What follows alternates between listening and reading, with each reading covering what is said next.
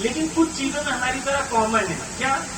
ظلم کی مخالفت میں، بنی ہاشم کی قیادت میں، اور ہمیشہ ظلم کے خلاف قیام کرنے میں. یہ تین چیزوں میں یہ ہمارے ساتھ مشترک ہیں. اور جیسے ہی امام خمینی نے شاہ کے خلاف قیام کیا تو ان کے جو والد تھے یمن سے وہ ایران آئے، اور ایران آ کے انہوں نے امام خمینی کے ہاتھوں میں بیعت کی. کہا تم بنی ہاشم بھی ہو، تم ظلم کے خلاف بھی ہو، اور تم حالت قیام میں بھی ہو.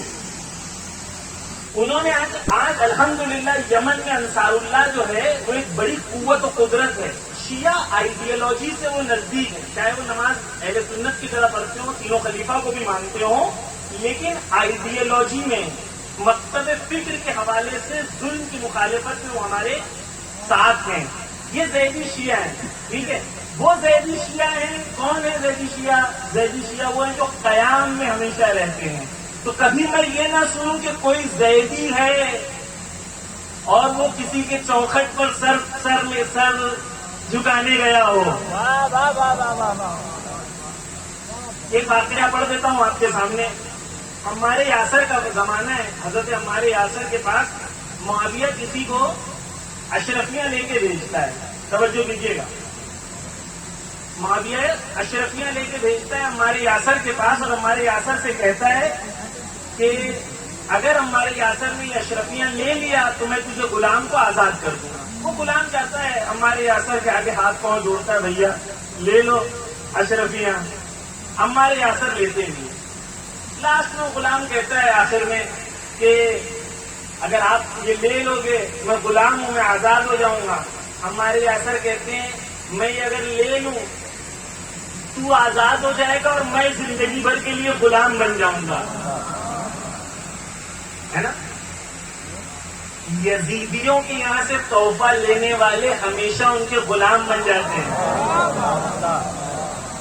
اہل بیت کے چاہنے والے در حسین سے لیتے ہیں، یزیدیوں کے یہاں سے نہیں لیتے. حسین کے در پہ سخاوت اتنی ہے کہ ہمیں کسی اور در پہ جانے کی ضرورت نہیں پڑتی، اور انشاءاللہ نہیں پڑے گی. اور زیدیوں سے تو کم سے کم امید یہی ہے کہ انشاءاللہ وہ ہمیشہ قیام میں رہیں گے.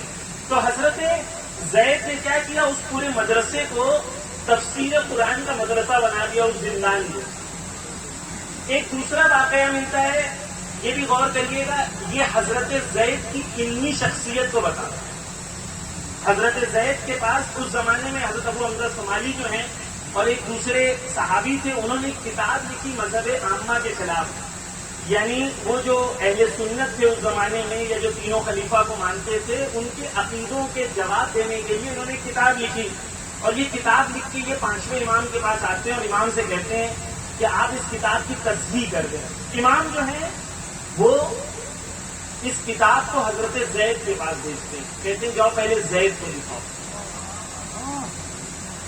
امام حضرت زید کے رتبے کو بتانا چاہتے تھے علمی.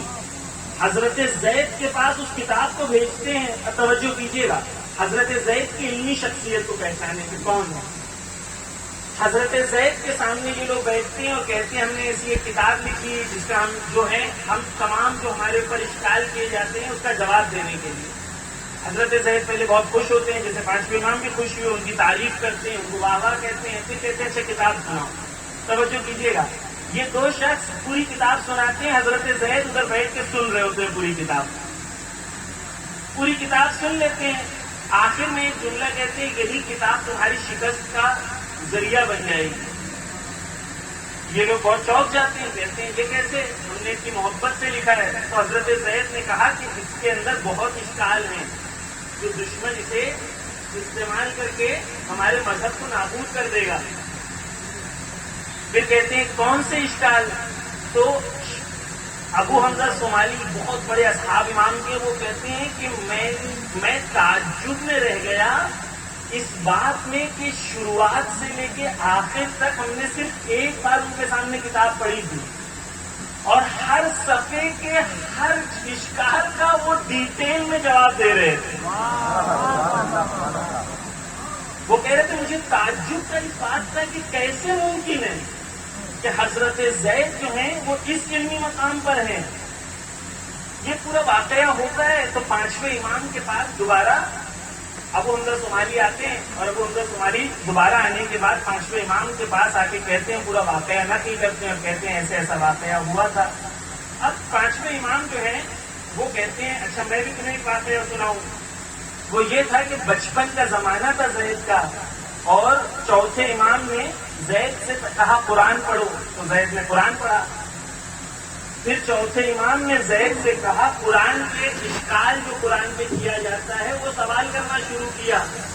تو زید ایک ایک کر کے تمام سوالوں کے جواب دے رہے تھے، اور زید کے بچپن کا زمانہ تھا، اور پانچویں امام ادھر بیٹھے ہوئے دیکھ رہے تھے کہ کس طریقے سے. آخر میں زید کے علم سے امام اتنا خوش ہوتے ہیں کہ امام کہتے ہیں زید کو ہمارے علم میں سے علم عطا کیا گیا ہے. حضرت زید علمی شخصیت تھی. حضرت زید کے لیے عالم کہا گیا، فقیہ کہا گیا، مفسر قرآن کہا گیا. حضرت زید جس زمانے میں تھے اس زمانے میں سب سے زیادہ عالم تھے امام معصوم کے بعد. اب میں ایک سوال کروں مہربانی گرامی، حضرت زید کی آل میں سے کتنے ایسے عالم موجود ہیں؟ حضرت زید کے ماننے والوں میں سے ان کی آل میں سے کتنے ایسے ہیں جو قرآن ایسا پڑھنے کو تیار ہیں؟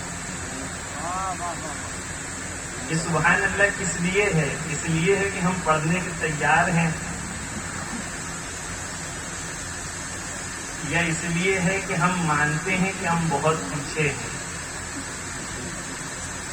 عزیزان گرامی، جو آل رسول تھے وہ ہمیشہ علم کے لیے پہچانے جاتے ہیں. آج ہماری قوم کی یہ حالت کیوں ہے؟ جب بھی جو قوم علم سے دور رہے گی وہ کبھی بھی قوت و قدرت تک نہیں پہنچ سکتی. مجلس ہمیں تب تک اچھی لگتی ہے جب تک کیمرہ ان کی طرف فوکس رہتا ہے. اب میں بولتا رہوں کہ وہ بہت اچھے تھے، وہ بہت اچھے تھے، وہ بہت اچھے تھے، تو آپ لوگوں کو اچھا لگتا رہتا ہے. جیسے کیمرہ گھوم کے ہماری طرف آ جاتا ہے، میں پوچھتا ہوں ہم کیسے ہیں، تو مجلس اچھی نہیں لگتی. اب مولانا کیمرہ گھما دو، اس طرف کر دو، اہل بیت سے بتاتے رہو کہ اہل بیت بہت اچھے تھے. ہم سے یہ سوال مت کرو کہ ہم کیسے ہیں. عزیزان گرامی، وہ اچھے ہیں اس لیے تاکہ ہم اچھے بنیں.